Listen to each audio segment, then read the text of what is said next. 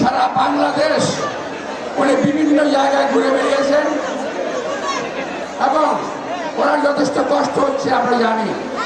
আমার একটা নির্বাচন করতে গিয়েই আমার কিন্তু সারা বাংলাদেশ ঘুরে বেরিয়েছে।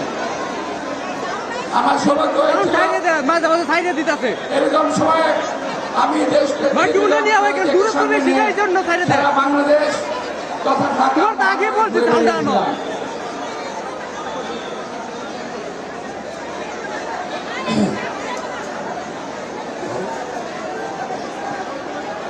প্রিয় ভাইরা, আপনারা ধৈর্য ধরে বলবেন।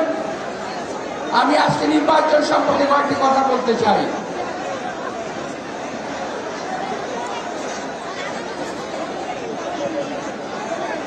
আজকে সারা বাংলাদেশের জনগণ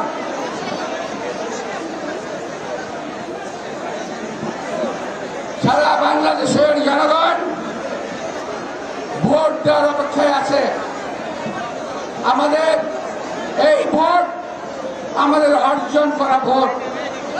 17 বছর উত্তপ্ত রাজপথে হেঁটে মিছিল করে অত্যাচার সয়ে গুম খুন সহ্য করে আমরা এই ভোটের অধিকার আদায় করেছি।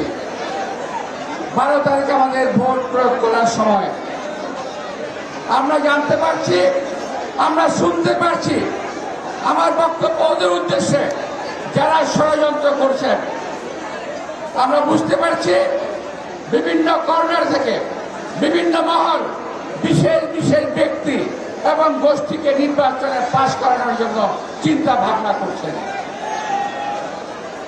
এর মধ্যে ঢাকায় কয়েকটি সিট, বাংলাদেশে আরো কয়েকটি সিট তারা জোর জবরদস্তি করে ইলেকশন ইঞ্জিনিয়ারিংয়ের মাধ্যমে নিয়ে যাওয়ার চেষ্টা করবে। প্রিয় ভাইরা, আমরা রাজপথে বহু বছর সংগ্রাম করেছি, বহু রক্ত ঝরিয়েছি, আর একটা দিন কষ্ট করে আমরা ভোট দেব এবং পোলিং সেন্টার পাহারা দেব। ওই পোলিং সেন্টারে যদি কেউ কোনো অরাজক পরিস্থিতি সৃষ্টি করতে চায়, সরকারি কর্মকর্তা হোক বেসরকারি কর্মকর্তা হোক, কাউকে আমরা ছাড় দেব না ইনশাআল্লাহ। এই কথা আপনাদের মাথায় রাখতে হবে। অনেক চক্র হচ্ছে, চক্রান্ত হচ্ছে, অনেকে বিদেশ থেকে চক্রান্ত করছেন, এই দেশে একটা হানাহানির সুযোগ তৈরি করার চেষ্টা করছেন। এই সুযোগ আমরা দেব না। প্রিয় ভাইরা, আমি বক্তব্য লম্বা করবো না, যেহেতু আজকে আমাদের চেয়ারম্যান সামনে আছেন। আমরা আশা করছি আল্লাহর অশেষ রহমতে তিনি দেশের প্রধানমন্ত্রী হবেন। যদি হতে পারে, হওয়ার পর আমার ছোট্ট কয়েকটি দাবি আছে ওনার কাছে, এলাকাবাসীর পক্ষ থেকে। আমাদের এলাকায় গ্যাসের সমস্যা আছে, পানির সমস্যা আছে, জলাবদ্ধতা আছে, এটা দূর করার একটা ব্যবস্থা করতে হবে।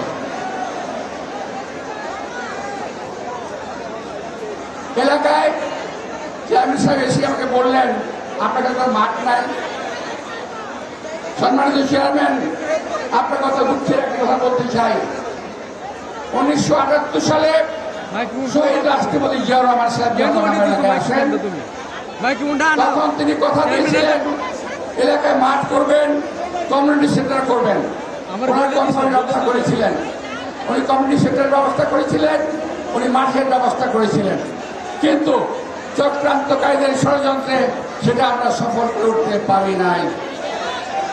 আমার এলাকায় একটা কবরস্থানের সমস্যা ছিল, আমার সেই এলাকার কবরস্থান করেছিলাম। সেই কবরস্থানটির মধ্যে সরকারি প্রতিষ্ঠানের বিল্ডিং করেছে, বাচ্চাদের খেলার মাঠ করেছিলাম, শিশু পার্ক করেছিলাম শহীদ রাষ্ট্রপতি জিয়াউর রহমানের সাহায্যে। সেখানে আজকে পুলিশের ক্যাম্প হয়েছে।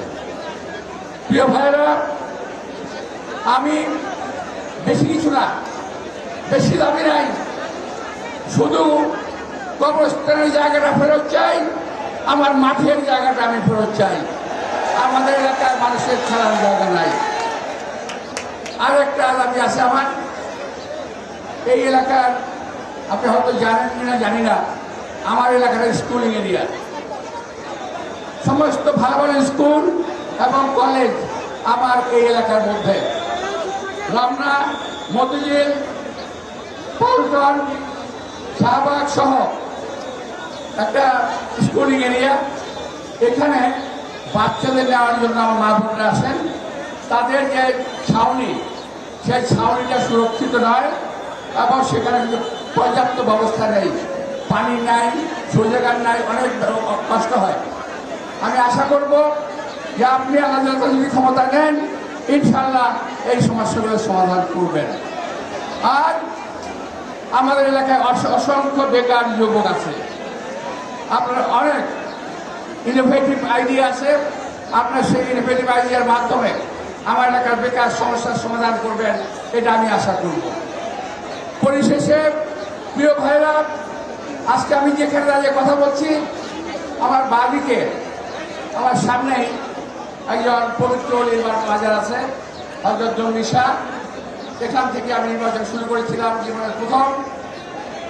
আজকে আবার এখানে আমাদের নেতা এসেছেন। আমি আপনাদের বলতে চাই, আগামী নির্বাচনে শত কিছু চক্রান্তের সকল প্রতিকূলতার মুখে আপনাদেরকে অনড় থেকে, ঐক্যবদ্ধ থেকে, সেন্টার পাহারা দিয়ে ভোটের রেজাল্ট ঘরে আনতে হবে। ইনশাল্লাহ বিএনপি এই ঢাকা ৮ সহ সারা বাংলাদেশের বেশিরভাগ সিটে জয়লাভ করতে আশা করছি।